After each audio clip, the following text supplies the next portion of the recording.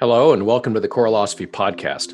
I'm Chris Muntz. This is episode 65, The Art of Community, with Dr. Iona Italia. Shared goals are more important than any other factor when building community.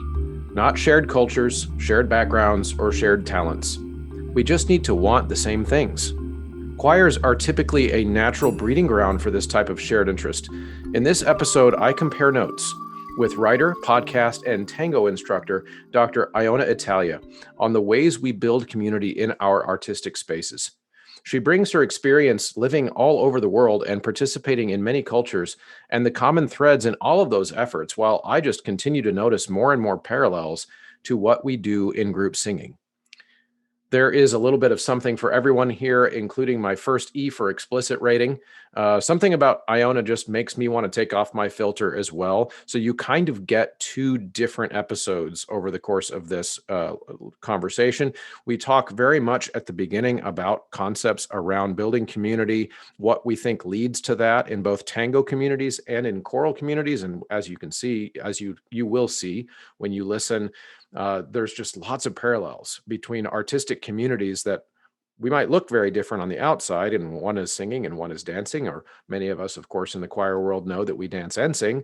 And so there's a lot of parallels there, but just tons of parallels on different lines too that you might not think about. And then about an hour in, you are going to hear a second episode where Iona and I start talking about her podcast, and it gets us into a really interesting conversation about some of our political philosophies and some of our thoughts about discourse in the world today, online, in real life, and how those things are different.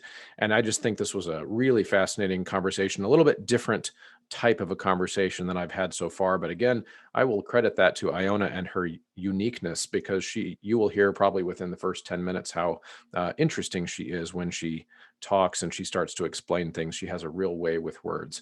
So I think you will want to stick around and listen to this whole episode because it's a doozy. Before we get to Iona, just a reminder that the Choreolosophy Podcast is completely listener supported. That means when you go to Patreon to chip in $3 a month, you're going to get all kinds of extra stuff by going over there, but you're also helping me underwrite the costs of doing this show, which continue to mount as it gets more and more expensive to advertise on Facebook, to store all of my episodes on my website, and all of the things that go into the costs and the equipment and production value of a show so that it can continue to be better and better for you. That's where Patreon comes in. So you go to patreon.com/choreolosophy, and you can get in at the $3 a month level and up, including the producer level, which has a few spots left. The producers from the Patreon page are Ulrika Igrain Munoz Alarcon, Chandler Smith, David Kowalczyk, James Mock, Kyle Peterson, Michael Herron, Ryan Main, and Steve and Kathy Kakachik. And of course, the other way that listeners can support the show is by liking, sharing, spreading the word, telling their friends, and of course, using Choreolosophy at checkout at any of our sponsors. That's SiteReadingFactory.com, GraphitePublishing.com, RyanMain.com, MyMusicFolders.com, and Voce Vista Video. With no further ado, here is Iona Italia. So, Iona Italia, welcome to the Choreolosophy Podcast. Thank you so much, Chris. You are one of my favorite internet people, which I'm not sure if you're aware that you're an internet person. I'm sure. I think of myself as flesh and blood. Yeah, I was going to say, you probably think of yourself as a real person, but I'm here to tell you that you are an internet person. I'm teasing, of course. But one of my favorite people to interact with on Twitter. And so, of course, I started thinking, immediately this would be a fascinating person to bring on my show, a real flesh and blood person to bring on my show. And then as we started to converse about things that we could talk about that would not only be interesting to you and I to talk about, but interesting to listeners to talk about, I learned some things about you outside of what I knew about you, which is your connection to music. So we're going to get into that a little bit later. But first, I just want you to tell my audience, in case they haven't come across you, who are you? Where do you come from?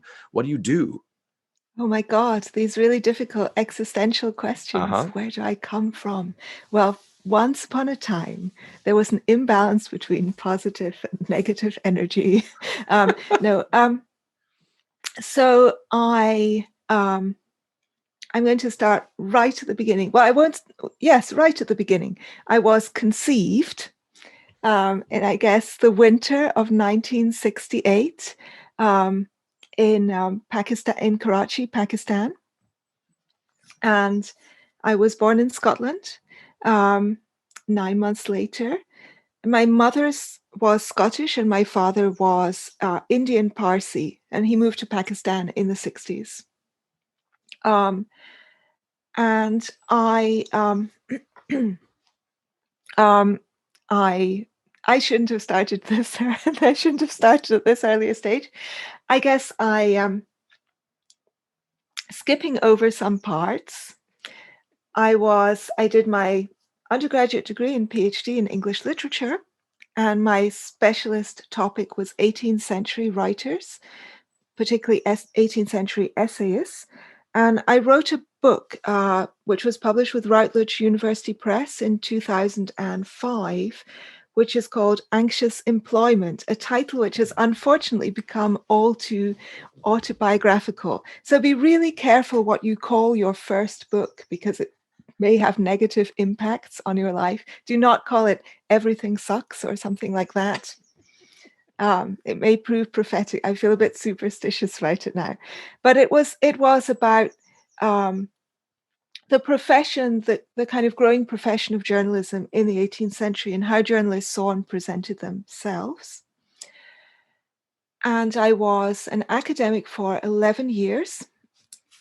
And then in 2006, I decided to move to Argentina. It seemed like a good idea at the time. I think I'm the only person ever to have given up a tenured academic job voluntarily. And I went initially on unpaid leave for a year because I wanted to intensively study tango dance. And then after the year was up, I just did not want to go back again. So I did my life in completely the wrong order. When I was young and lithe and beautiful, I was an academic whereby, my body was just this mechanism for transporting the brain from one place to another place. And then just as I was getting older and fatter and less attractive, I became a professional dancer. And I also did that for more than a decade. I taught tango, and I wrote 2 books on tango. Well, one 2-part book on tango, which is called Our Tango World. And I had an extremely popular tango blog, very, very popular tango blog. And I became well known in that tiny little scene of people who dance tango for the blog. And for a while, I was spending most of the year in Buenos Aires, and I was a teaching assistant to a professional dancer. And the rest of the year, I was touring.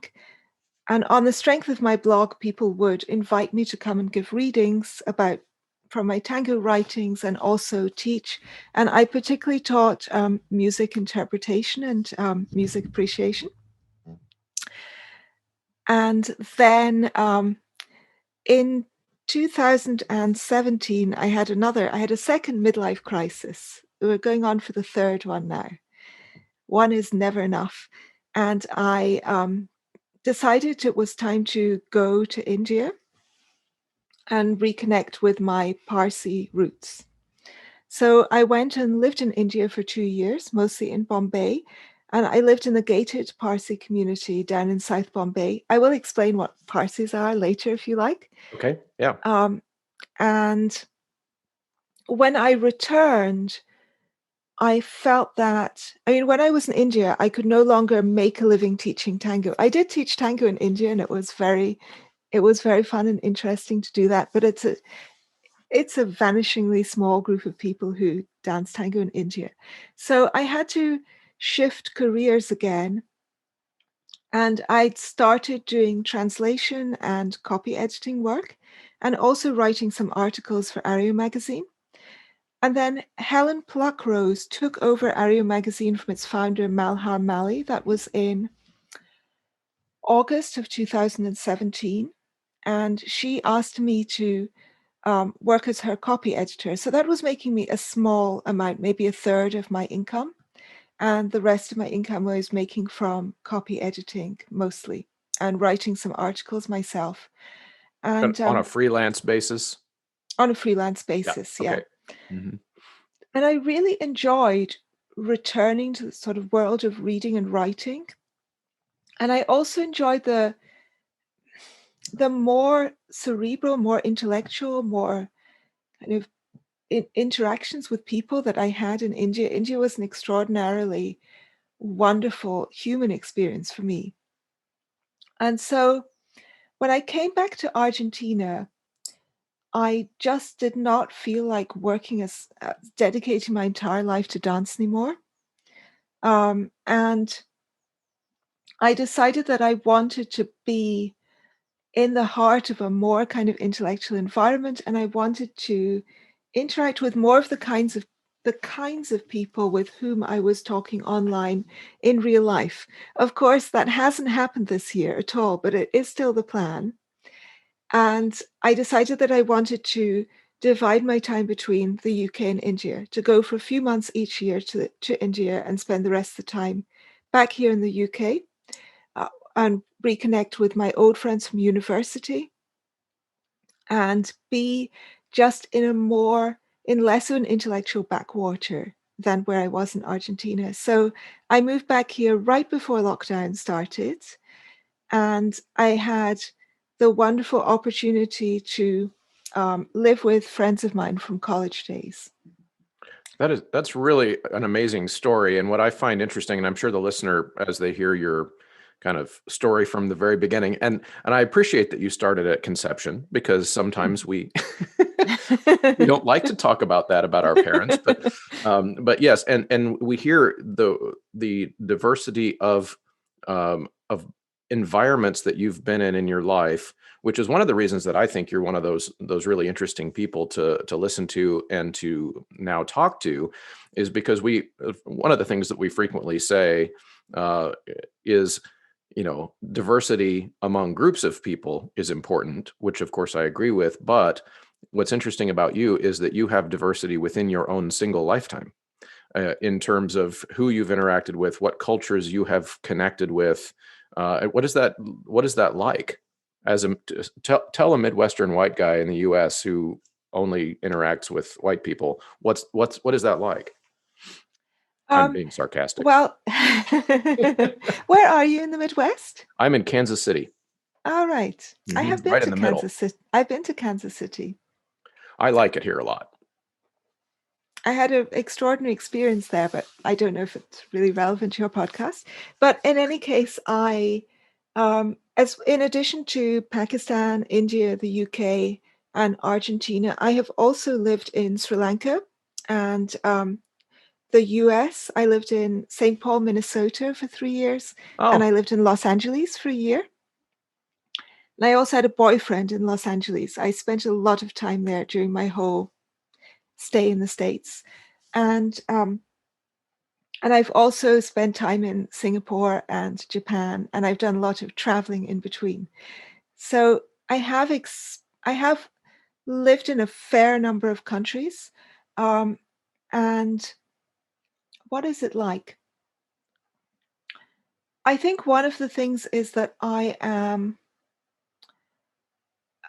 while culture is very important, culture differs a huge amount between different countries. So there is a sort of privileging of certain types of personalities and behaviors and ways of being that you find in any particular culture. So, for example, in Argentina, the social expectation is that you will be extroverted and sociable and maybe a little bit superficial and jokey and a party animal. And in India, the expectation is that you will be quite calm, subdued, quiet, introverted, thoughtful. But nevertheless, every place has the full range of personality types. And I there are so many surprising connections and similarities um, and parallels in which people are using different forms of culture or different practices to obtain the same kind of experience. And so I don't believe that race is an important factor for most people's experience of life or personality or way of being or way of relating to each other. And I do think sex is important. Well, not just the activity, but biological also that. sex, men and women, that also Right. that. But race, I think, is really insignificant. And I don't feel there are huge barriers to connection. There are culture shock issues, but the possibility for very deep and intimate connections is there with people from everywhere. Mm-hmm. Now, what's interesting about that is that, again, going back to this idea of being an internet person, which of course I also say sarcastically, but there is a difference in how that what you just said, which is that race doesn't tend to become significant in those cultural interactions, doesn't seem to be true when that topic is discussed online. In other words, there are certain correct ways to speak about that, and there are certain incorrect ways to speak about that. But then maybe, and I don't want to put words in your mouth, but it seems like maybe what you're saying is that in your experience, having been in all these different places, that on the ground in real life, when there's eye contact between two people, race doesn't seem to be one of those culturally determining factors whether or not a group of people can gel in community. Yeah, not at all. I mean, the things that really are the factors that facilitate or hinder conversation are, first of all, whether or not you have shared goals. As Mm-hmm. soon as you have shared goals, and that goal can be anything from you want to improve the standard of teaching at your kid's school to you want to play a game of backgammon together. As soon as you have some shared goal, then then you can work together. Mm-hmm. And then those differences become very unimportant very quickly. And also, as soon as you have shared interests, and there's this weird paradox. I mean, a lot of other people have talked about this too, which is that when you are producing art, for example, because I was a dancer for many years and a creative writer, I'm very familiar with this paradox, which is that the things that are, when you write about the things that are most deeply intimate to you, those are always the writings that find the most resonance. Mm. And it's so the things that appear like as though they are, there's a general Homo sapiens layer. And then beneath that, in the onion that is the person. God, I'm not making any sense today, but never mind. That's okay. We're sleepy. We're having a sleepy podcast. Yeah. In the onion that is the person, the next sort of layer is your idiosyncrasies. And those can include things like your skin color, the accent with which you speak, your native language, etc. But one layer deeper, you get back into the realm of the universal.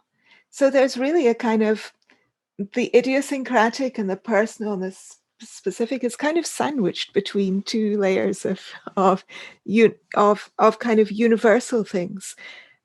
So I used to get drunk and write these really intimate blog posts about my feelings, and it was just extraordinary how many people felt. The drunker I was when I wrote, the more better received my writing was, which is a bit worrying. But I don't try this at home, folks. But the kind of those things that are the most secret to you, the most shameful, the things you really don't want to admit, the things you don't want other people to know about you, the things that feel really part of the heart of your being, as soon as you put them out there and communicate them, you find that they have an almost universal resonance. It's really extraordinary. Because everyone has those. Yes. And one of the Yes. things that breaks down walls the most quickly in human communication is the sense that you are speaking with the true version of a person. And that's I think continuing to go back to this idea of the way that people communicate in person versus the way they communicate on the internet, or if they're typing, that's a barrier. And I maybe when you're drunk, and then you write, people are feeling like, okay, so maybe she has lost one of those barriers that are between Iona and and I'm reading a little bit of the unfiltered Iona here, and that makes me maybe feel a little bit more safe that that I'm reading the real version of you, even though, of course, sometimes when we're drunk, we we say things that maybe are fantastical or whatever. But I think that's an aspect of it. So one of the things that I find very interesting. No, go I ahead. definitely think WhatsApp should have a breathalyzer. You shouldn't be able to, you should have certain numbers marked, and you shouldn't be able to text those people unless you've had a breathalyzer test first. Yeah, that would probably be smart. That would be very smart.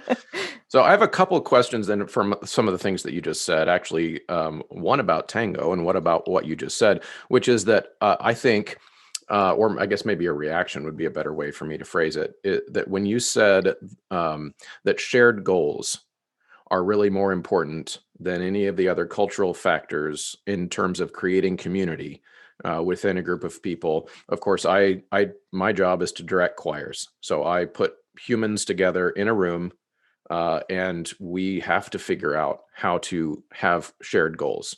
If the singer next to me uh, doesn't have the same idea in their mind of what we want us to sound like, then it is impossible to do what we do. And so I think that's extremely important. And I think one of the most pernicious things that we do get from internet culture, which I do think is just a totally different culture, is that that all those cultural differences between us cause us to lead with not having shared goals. We're constantly told that we don't have shared goals. Your goal is not the same as mine because we have a different cultural background, and that's what leads us to have our goals. And the cool thing about what I get to do is that I get to prove that wrong every single day. And that's pretty amazing. And then what I found interesting about your work in Tango is that you have been talking quite a bit about how in Tango that's also not true. In other words, when you are connected with another person in a dance, then you have to also have shared goals. And I found there was a podcast you did on Tango. I think it was, let's see, I've got it here on my phone, so I didn't forget the name of it. You did a talk on Joe's Tango podcast, which, Oh, yes. yeah, which of course I never would have come across had I not been trying to get some ideas for this conversation. But one of the things that you talked about in there is, I loved this. I even excerpted the clip in case I forgot what you said. But it started with something a lot about everything feels more real to me when I've been heard. And then you went on, and here, I'll kind of play it for you because I queued it up. But everything feels more real to me once it's been spoken or written. Once it's been. Sorry, you're at 1.5 times speed. I can only say this thing I'm dying to say. I only want to say it. I only need to say it if you're there listening and acknowledging it. This is at the heart of the dance for me. Not the physical touching or the beauty of the hug, not even the music. The music gains its significance from the fact that I can share how I feel about it. When you are really dancing, you are not alone. You have a witness, and that makes that was the part that really resonated with me because of the parallels to what I do. In other words, in choral music, the music doesn't mean nearly as much to us unless I can share it with you, unless I can share it with my neighboring singers, I can share it with an audience. It's an academic exercise until you have that connection. And I wondered if you could talk a little bit about how that plays out in a tango community as well. Yeah. So the first thing is that kind of one-on-one thing, that feeling that what you're doing in tango is a very subtle form of somatic communication, in which, in order for the dance to work and work well, you have no choice but to be listening into the movements of your partner's body very intently, especially in tango because of the way that we hold each other, because we hold each other in a very close embrace. It's like a kind of warm hug that you would give to someone. And it's very difficult to move gracefully when you're hugging a person right close to you straight on, which is why in most partner dances, you just hold a hand. You have a looser connection between the two of you, so you have space to move and you can manage your own body independently. That's much easier. In tango, it's not just that. For example, in salsa or swing or something, if I'm dancing if I'm dancing Lindy Hop with someone and he is not dancing very well, I might find it frustrating. I might be annoyed. He might be off the music. I might feel a little bit manhandled. He might be tugging on my arm or something. But nevertheless, I'm not really handicapped from doing my part. I feel annoyed that he's not pulling his weight and doing his part. But there's nothing to stop me from doing my part. But when you're dancing tango, because you are so close, physically close, which is a really intoxicating feeling that gives you all the oxytocin rush that tango gives you. But because you're so physically close, if you don't coordinate your movements well, you literally can't do your part. You feel as though you can't move at all. Mm-hmm. So you are forced to listen. You are forced to pay attention. And you're forced to cooperate in a sense. And then in addition to that level of being forced to cooperate, both leader and follower, because the leader initiates movements and the follower completes movements. So you listen and you feel the small preparations the leader is doing in his body, and you respond with your own movements. It's much more intuitive than this. You're not thinking in this way, but that's what's happening. And then, but the leader can't kind of complete the movement until you, the follower, have gone to the completed end of the movement. So it's like two people singing in harmony. Mm-hmm. You have to be in tune with them for it to sound right, for it to work. And if you're not in tune, you will get these horrible, that kind of beating sound. Uh-huh. Yep. And you get amateur recorder players playing. There's that kind of right. that I don't know how to describe it. Dissonance. That sound. Yeah, that's called what? Sorry. Dissonance. Right. Mm-hmm. It's like almost right, but it's just off like this. Yep. By a tiny amount. And you can get that feeling bodily as well. It's like two recorder players, amateur recorder players, playing the same note, but they're not blowing with equal strength. And it's just, Mm-hmm. I get that teeth on edge feeling as well when I don't feel that the partner is with me and with the music. And it's also, there's another element of it, which is that the dance gives you both parties, a lot of opportunities to express what you're hearing in the music, express in very subtle ways, because tango is a subtle dance. We don't have a huge range of possible vocabulary, movement vocabulary.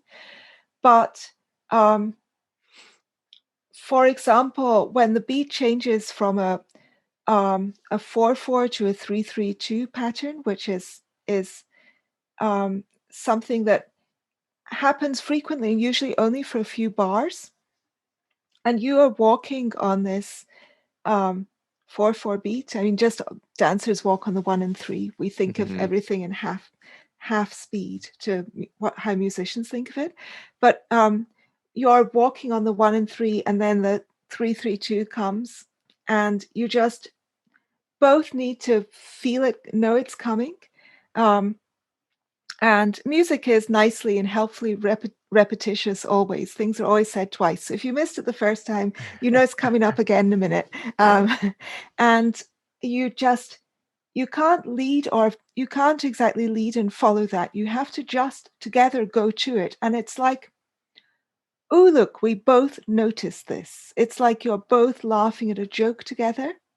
And sometimes it feels more like there are also these movements that you can do, which we call decorations in Mhm. dance, which I think is probably like adornos or ornaments in music, um, where there is some small detail going on in the tango music, um, usually not in the melody, but either in a fill or in some secondary line, Okay. and it's a little kind of twiddle, a little syncopation, or a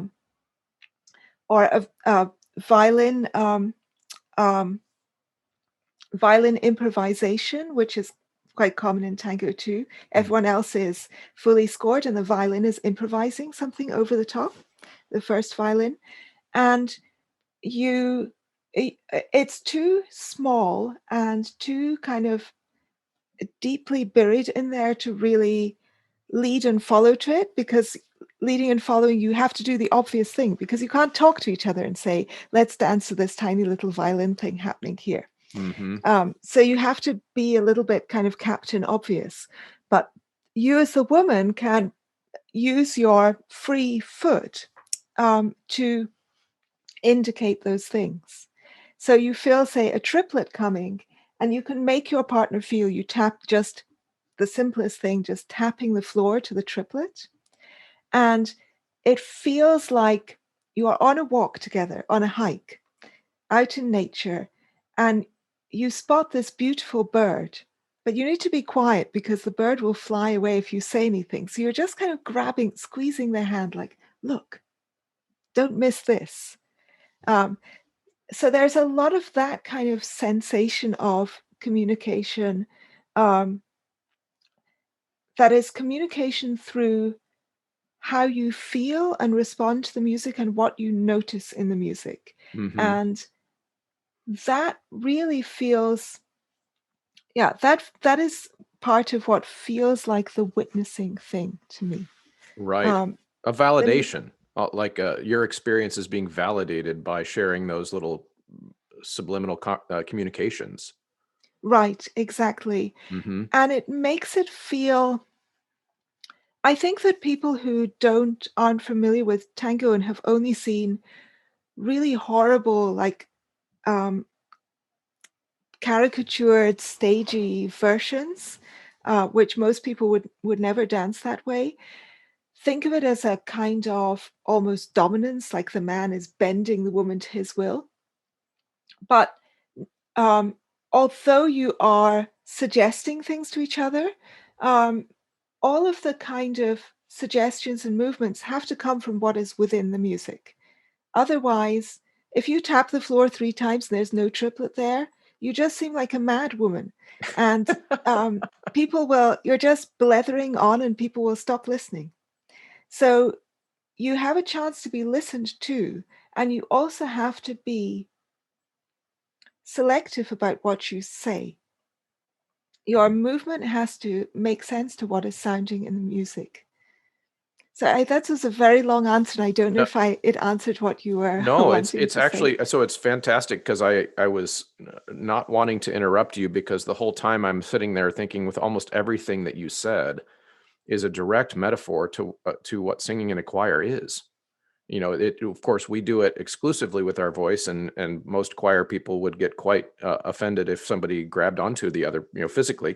But the so much of what you just described is exactly what we do.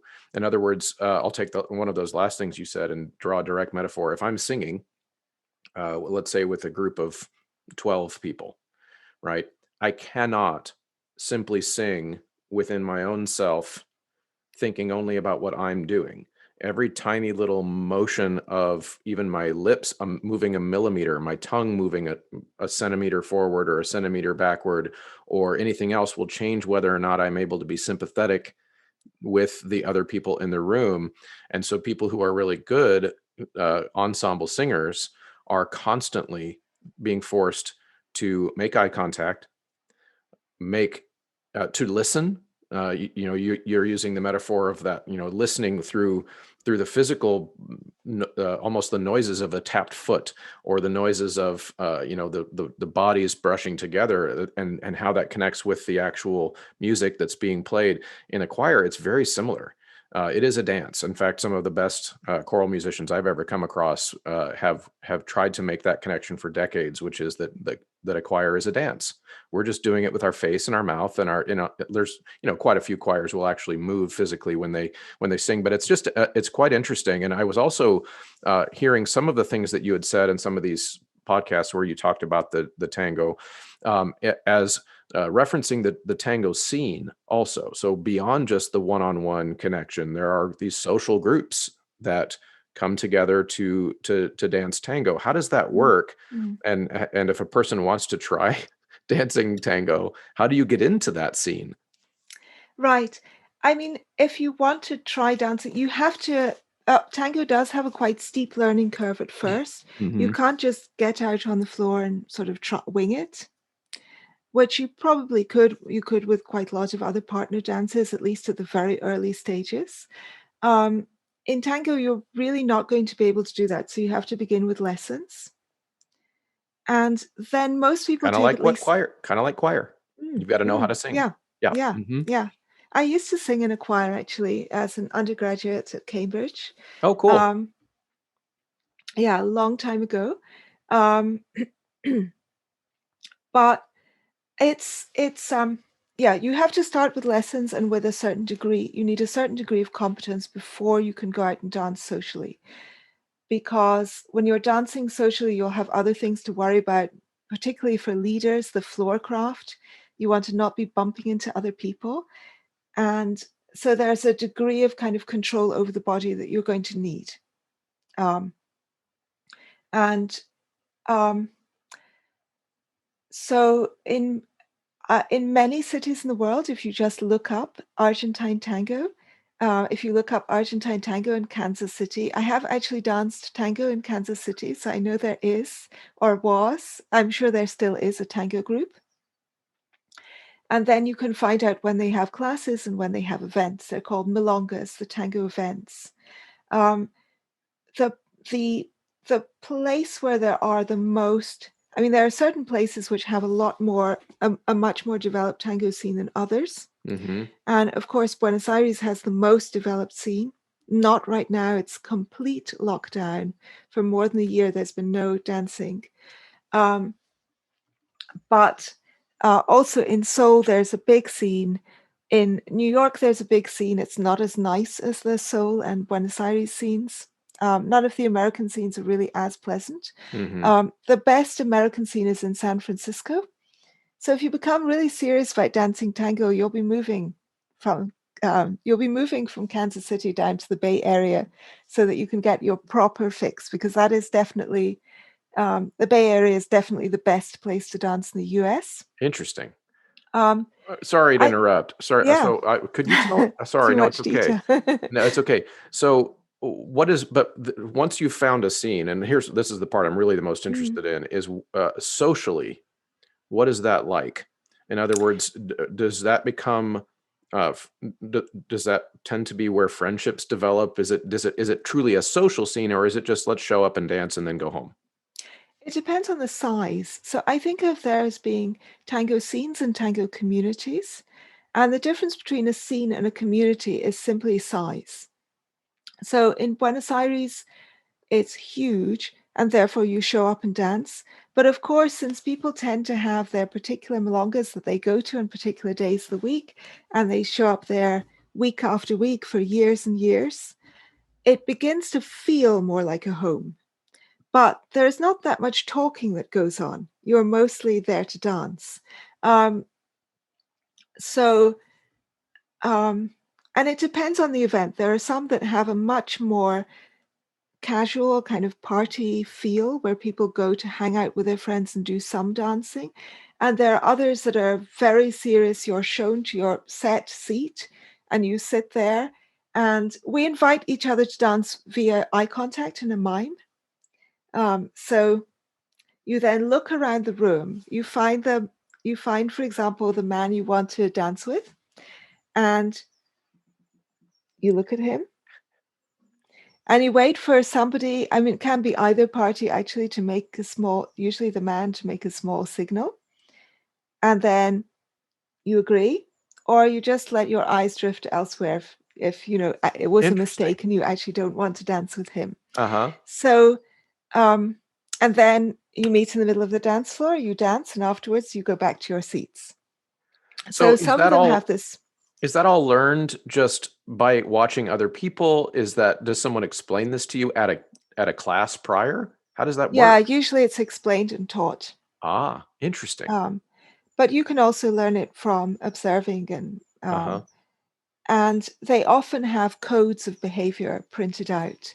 And people are always talking about the correct codes of behavior. So in many tango scenes, asking someone to dance is considered extremely gauche, because it puts the other person in an awkward position if they want to say no. Right. And it also, people are extremely fussy about who they dance with and when. So if you're looking at me to try to dance and I'm not responding, maybe it could be because I want to dance with another man who I know always leaves early, and I want to make sure I get in a dance with him before he goes. Or it may be that the different tango orchestras have very different feels, and some people are a lot better at dancing to some orchestras than others.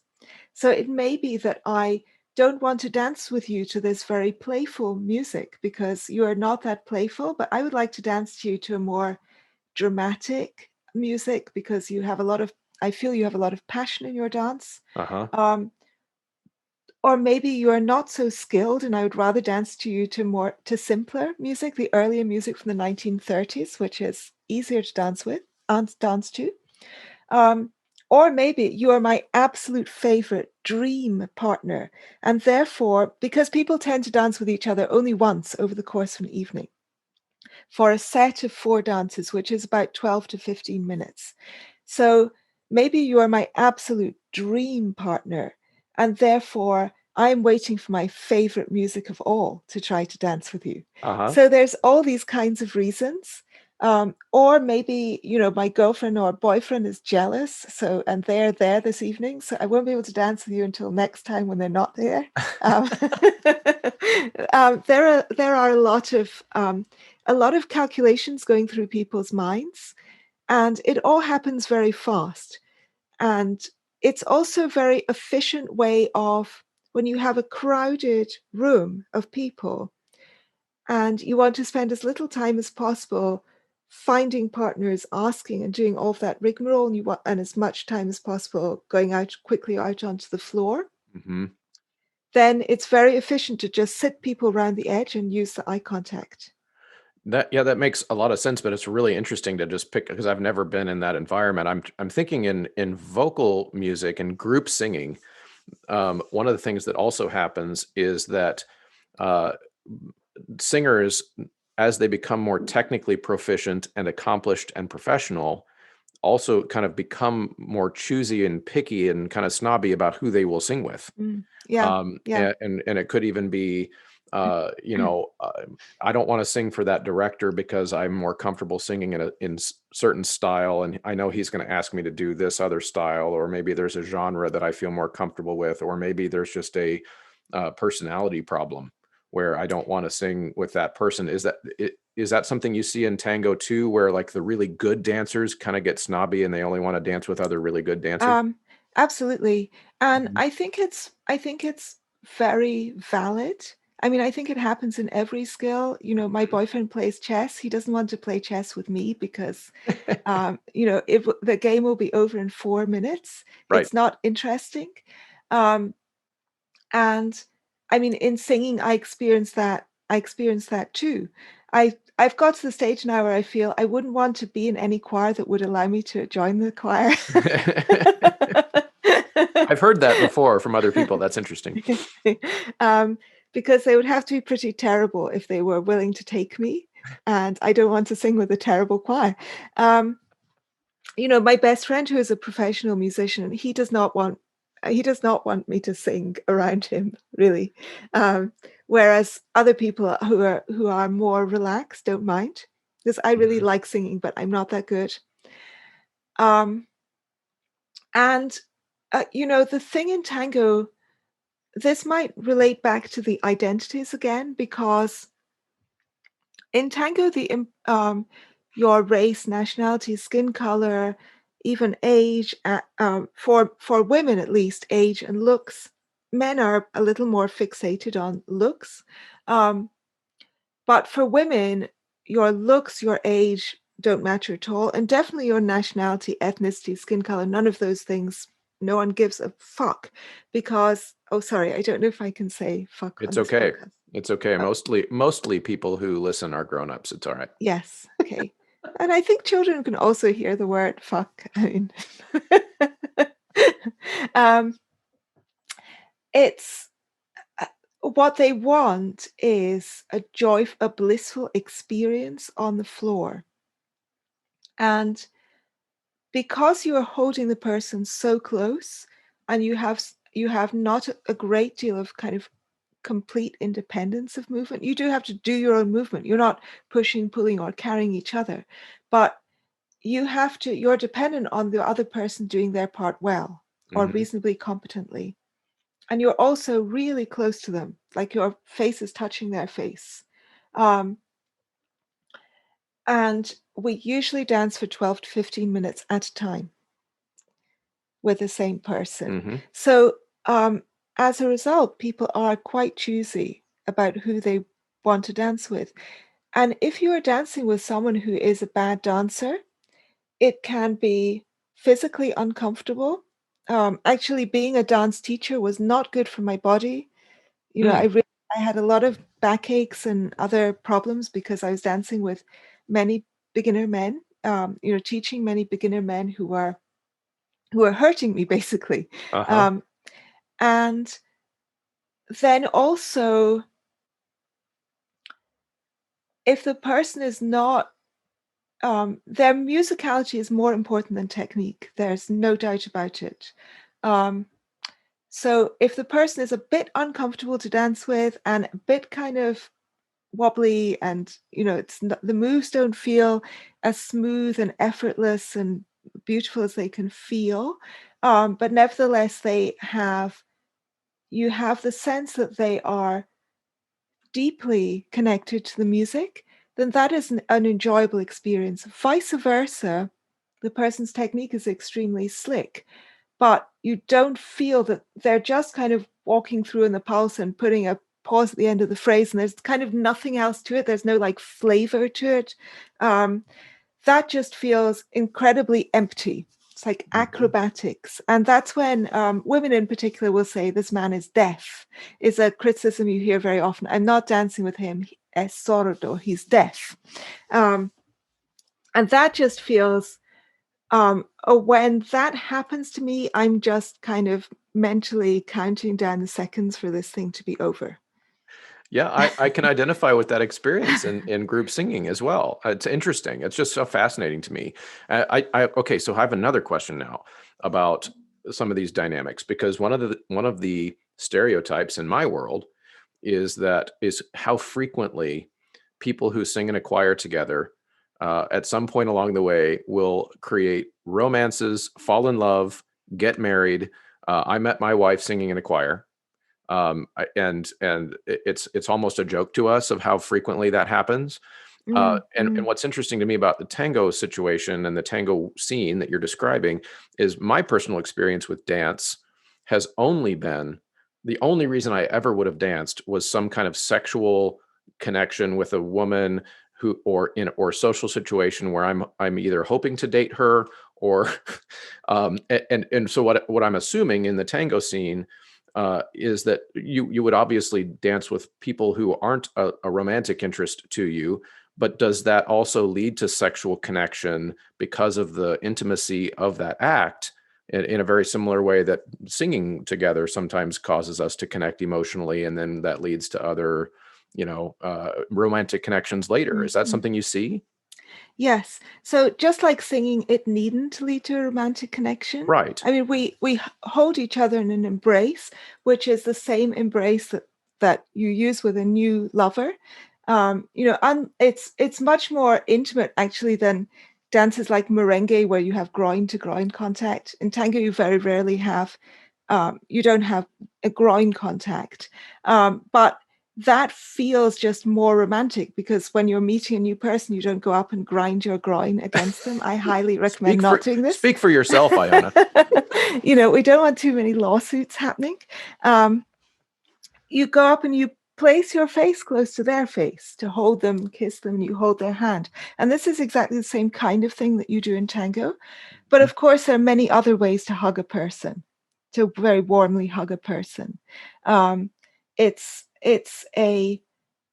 feels like a general gesture of affection, and that can feel like a familial or friendly affection, or it can feel like camaraderie, like two climbers sharing a rope or something, like being on an adventure together. Mm-hmm.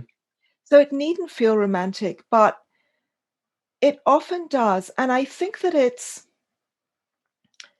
not it's not it's not kind of the embrace, the sort of the the embrace is not a real life hug. I mean, if you stood there hugging a woman for 15 minutes, if for 15-minute stretches at a time in silence, very close with your face touching her face, that would be really intense. Yeah. And the music and the dance gives you a space within which to do that, which can be a kind of healthy way of expressing your attraction to people and enjoyment of their proximity without any um, without any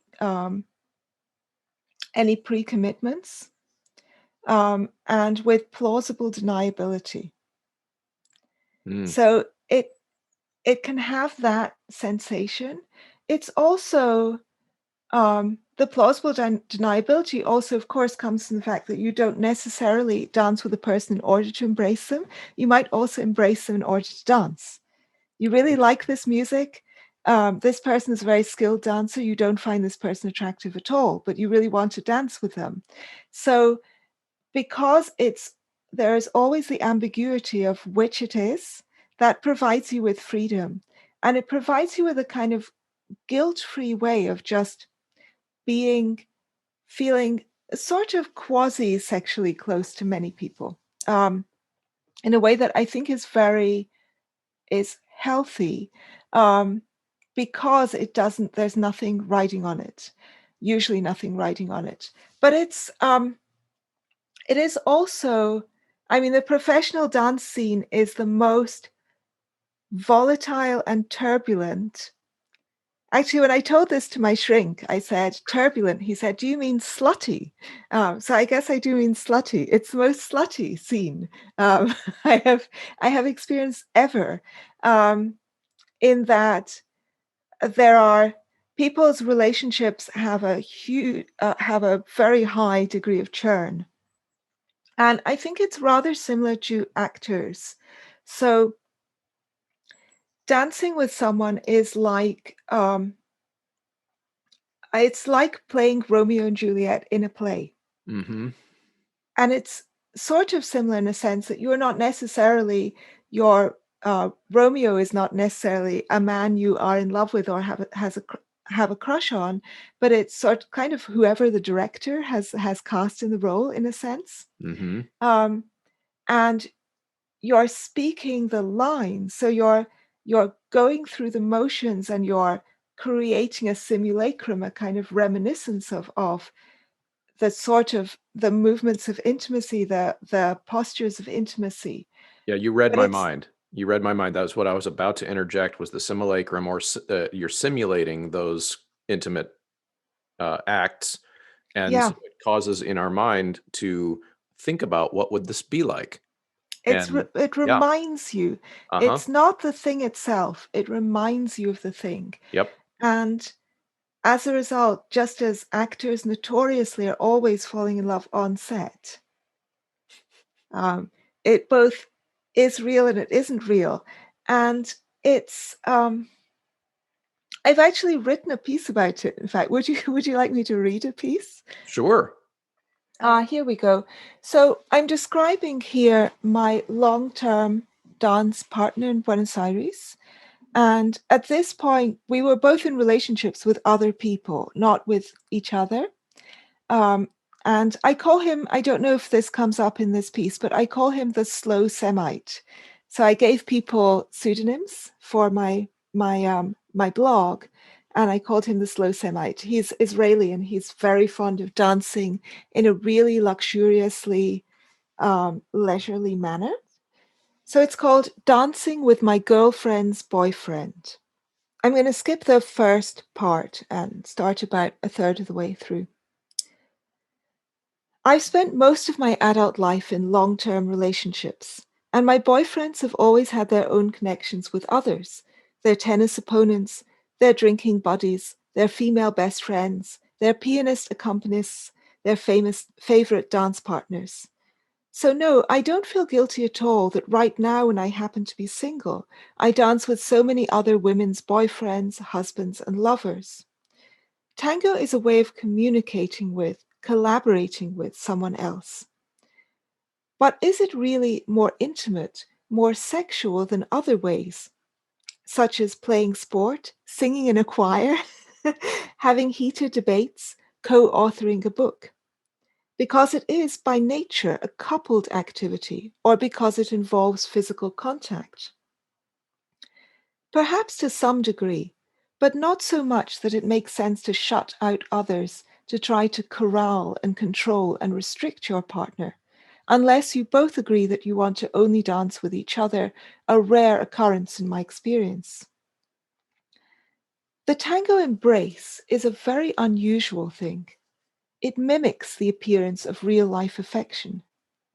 Perhaps if you are a very jealous person, you shouldn't watch too closely, just as you might not want to watch your actor boyfriend rehearse a love scene. You hold another person close to you for a length of time which would have all kinds of implications outside a dance context. If you gave someone 4 long consecutive hugs of 3 minutes each without moving, and they happily let you, well, things would probably get pretty steamy quite speedily. But as always with touch, context and intention are everything. We don't necessarily embrace because we are longing to touch each other. We don't necessarily dance because we want to snuggle.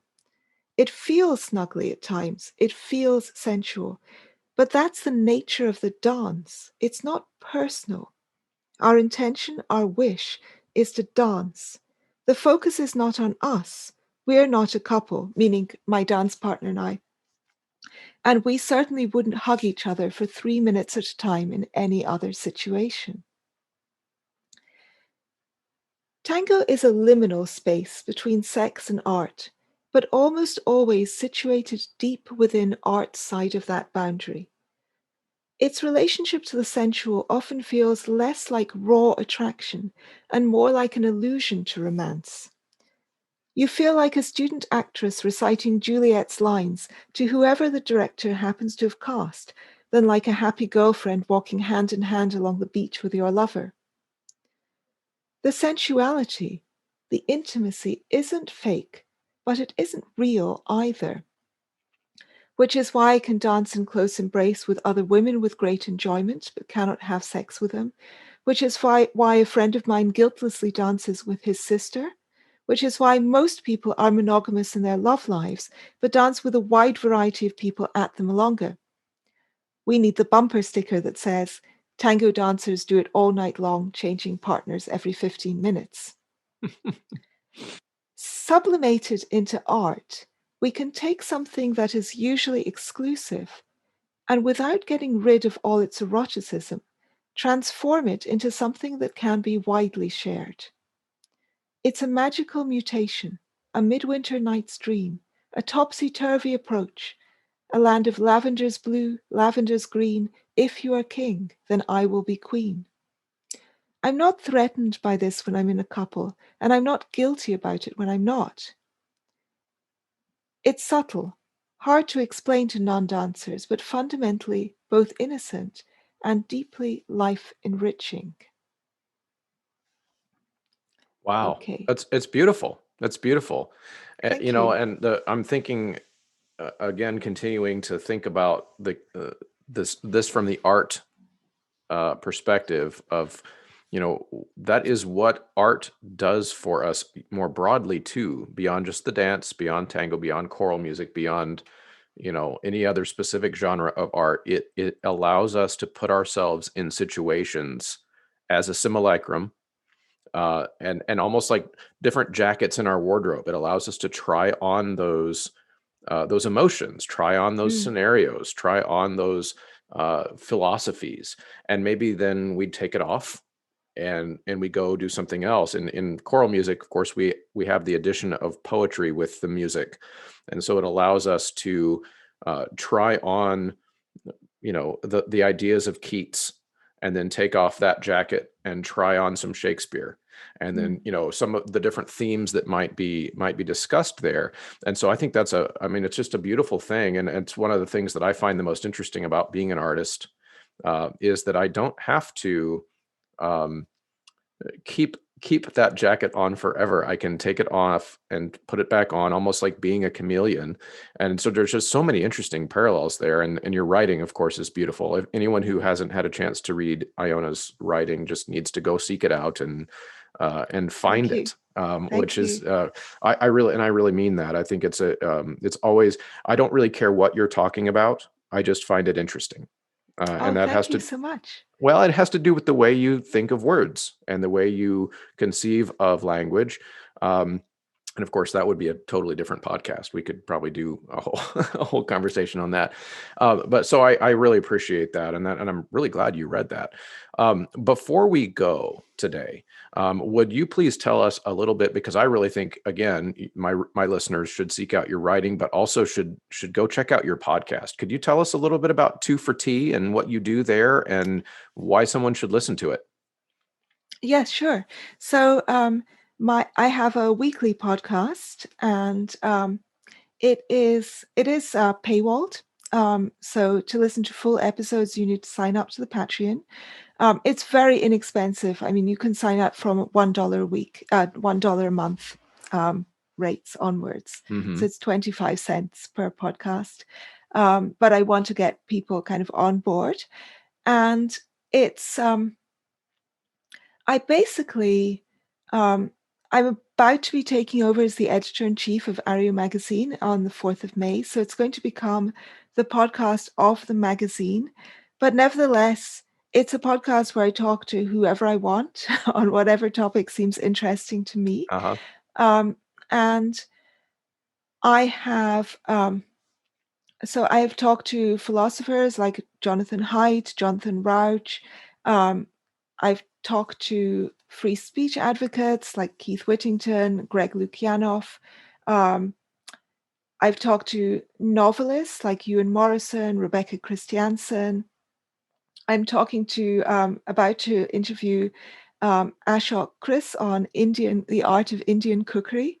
Um, I've talked about I've talked about science to people like Sean Carroll, um, Sean B. Carroll, the evolutionary development guy, Okay.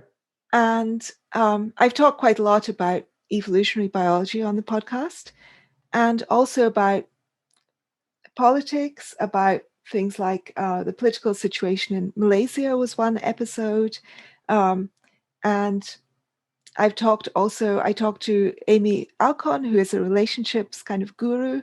Um, it's a very wide range of topics and a wide range of guests, and I've really had some incredibly fantastic guests on the pod.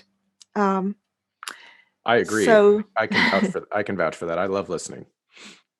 and I try to have I mean, I always at the very least, I read the most recent book that the person has read. Most of my guests have written a book or written a book recently, and um, do enough research that I can have an informed conversation with them. Mm-hmm. Now, so do you do the model where people can listen on like to a snippet of the episode if they're not on the Yes. Patreon, and then There are shorter versions that you can listen to if you want to see what you think, mm-hmm. and there's also a large back catalog of free episodes. Mm-hmm. Yeah, because you made that switch not too long ago. Yeah, not very long ago. Right. That's right. Yeah. Yeah. That makes sense. Yes. Well, I'm a big fan, and like I said, I really appreciate your thoughtfulness and way of explaining things to people. Which one of my favorite things about having conversations like this is we underestimate sometimes how much two human beings with almost nothing in common can still connect and have interesting conversations, learn from each other. It's one of the things that one of my philosophies that guides this show, and I appreciate that you seem to share that philosophy in the by evidenced by simply who you will talk to and what you will talk to them about. Doesn't seem to be limited to your own personal experience, and I think that's a really good example to set. No, I really enjoy building bridges. So I enjoy talking to people with whom I don't enjoy debating or disagreeing with people or arguing with them on the podcast. I have had one or two guests that I have argued with, but mostly I don't argue, but I do enjoy taking a person whose politics I may disagree with quite a lot and focusing on a point that we do agree on.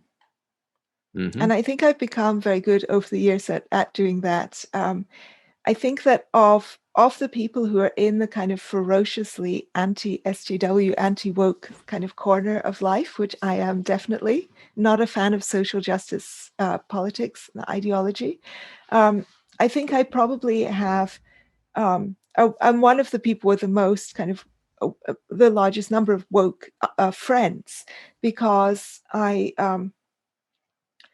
politics is complicated and people are just doing the best they can to work out what is the right thing to think. And of course, they're wrong. They just need to follow what I think, and then it will be simple.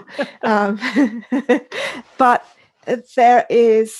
there are many aspects to a person, and there are always things that are worth making common cause on, or Mm-hmm. almost always. Yeah. Yeah. And I agree. I think that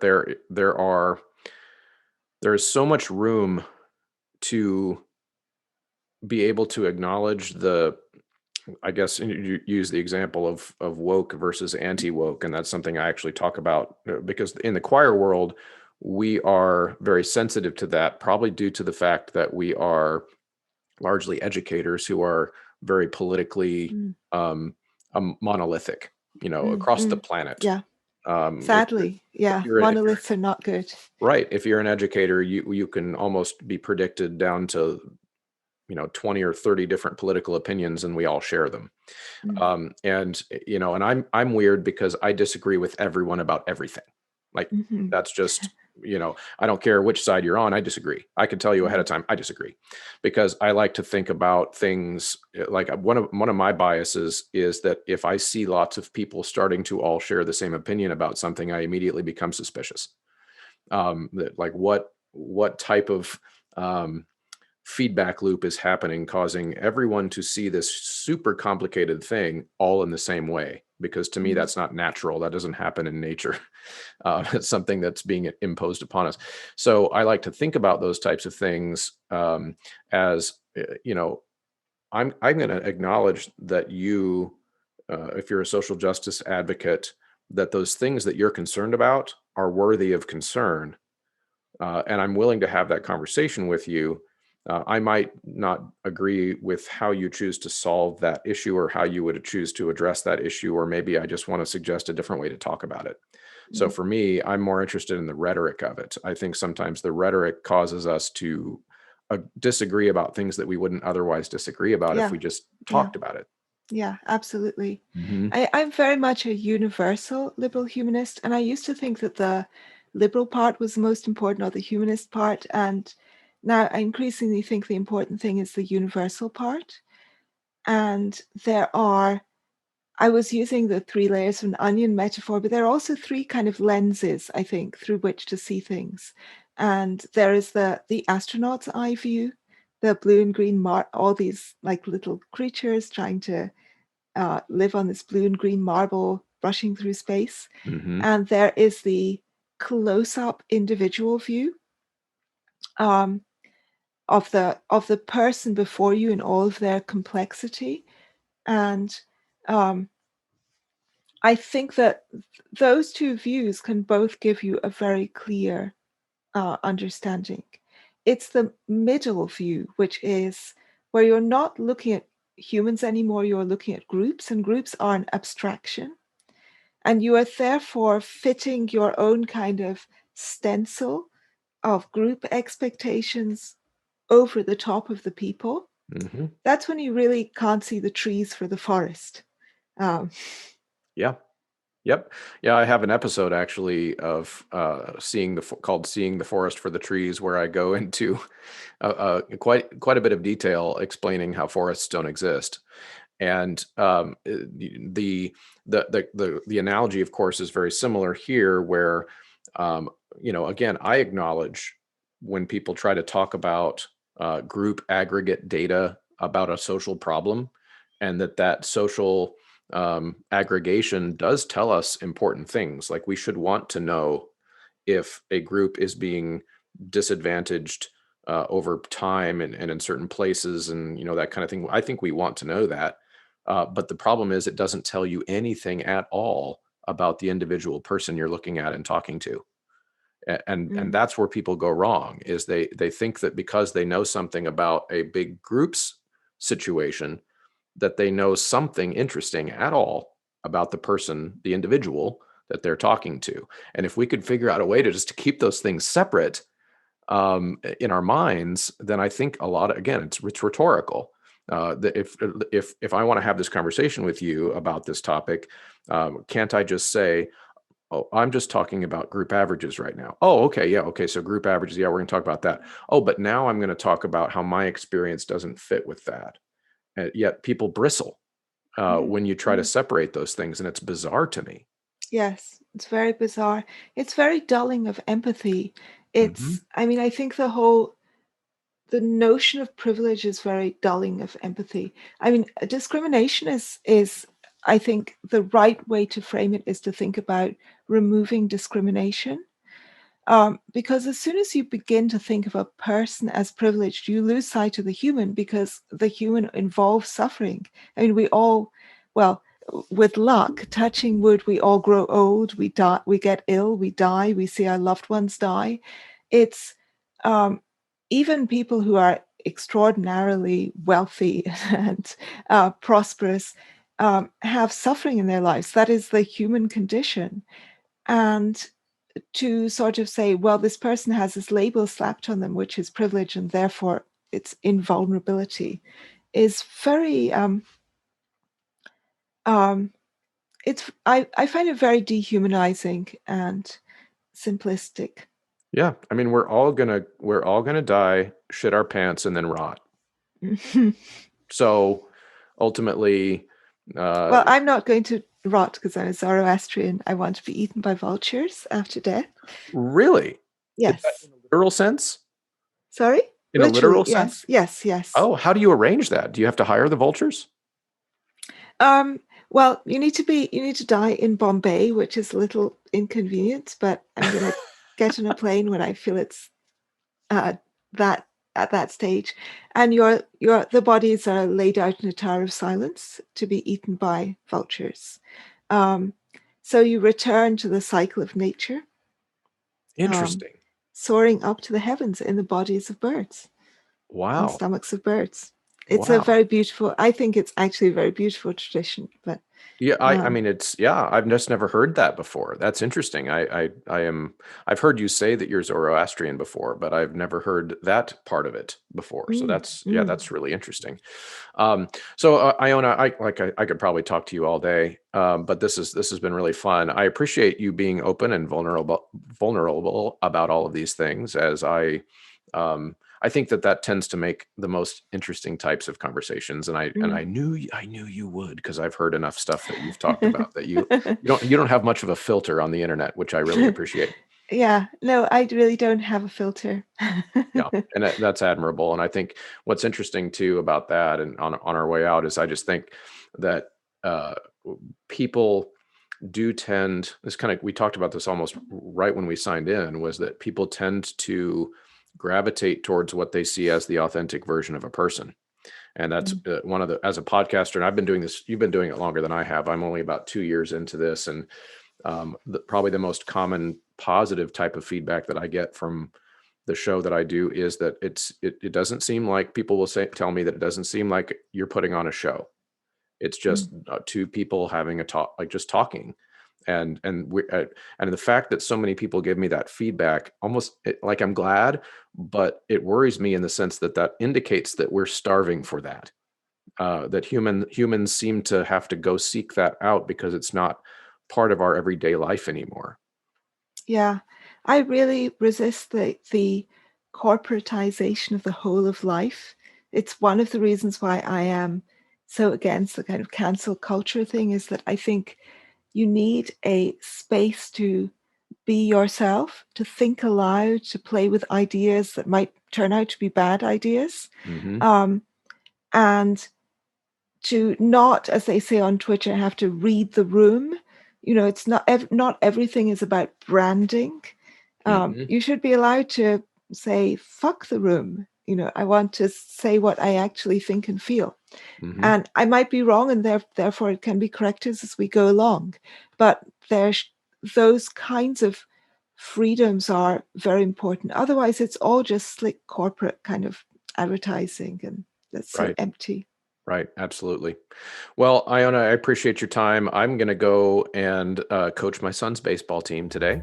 So that's one of my fun things that I get to do. He's 9 and he is just super excited that his dad is the coach. So I've got to go get ready for that. Oh. Thank you so much. Okay. Thank you. Have a good day. You too. Bye-bye. Bye. I told you it was going to be a doozy. Thank you for sticking around to the end of an episode. As always, that means you probably at least found that interesting. I don't know if it made you mad or made you glad or made you sad, or really you found it helpful, unless you tell me. So it's really important that you reach out. So you can have conversations about anything you heard on the show at the Choralosophers Facebook page, or you can just send me an email, choralosophy@gmail.com. There's also a form on my website, which is a little bit more private than social media, and a little bit less formal than an email, where you can just drop comments in, and I can either address them on the show if you want me to or not. And there's all kinds of ways to get in touch. But ultimately, the best thing that you can do as a listener is to be part of the conversation. And I love to hear from people. So please do that. Even if it means you heard something that you didn't like or you disagree with, those are all welcome bits of feedback. And then, of course, on the way out, just reminders to head over to vocevista.com, Sight Reading Factory, Graphite Publishing, ryanmain.com, My Music Folders. And when you buy something from those awesome choral companies, you can use Choralosophy at checkout and get a discount for yourself. And it helps me a lot as well. Plus, as always, on your way out, like this episode, share this episode, smash the subscribe button, hit the reminder bell, whatever it is that YouTube people and podcasters always say, you know what to do, because it helps a lot. And that is true.